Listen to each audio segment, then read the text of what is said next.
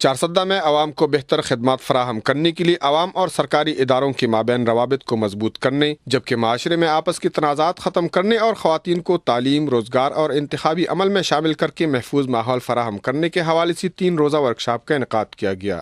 South Asia partnership Pakistan اور job creating development society کے زیر انتظام منعقدہ آواز پروگرام کی ورکشاپ میں ٹیم لیڈر شرجیل احمد، سکندر زمان، زینب خان، محبوب علی اور علی اکبر سمیت مختلف مکتبہ فکر سے تعلق رکھنے والے افراد نے شرکت کی۔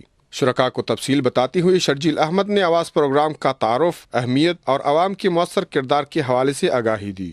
انہوں نے عوامی تنظیموں کی تشکیل پر زور دیتے ہوئے کہا کہ تمام تحریکیں، انسانی خواہشات اور خواب تب حقیقت میں بدل سکتی ہے جب معاشرے کے تمام متعلقہ افراد بھرپور ایجنڈے اور منظم آواز میں ایک زبان ہو جائے۔ ورکشاپ میں کمیونٹی موبلائزیشن کے ذریعے مسائل کی وضاحت، شعور بیداری میں اضافہ، موبلائزیشن کی تربیت، شراکتی تجزیہ، ترقیاتی سرگرمیوں کی شروعات اور سرگرمیوں کی تکمیل پر بات کی گئی۔ آواز پروگرام میں نچلی سطح سے ضلعی سطح تک گروپ کی تشکیل اور ملک کو ناکام ریاست ہونے سے بچانے کے لیے مل جل کر کام کرنے کے عزم کا اظہار کیا گیا۔ کفایت اللہ یوسفزئی، اے نیوز، چارسدہ۔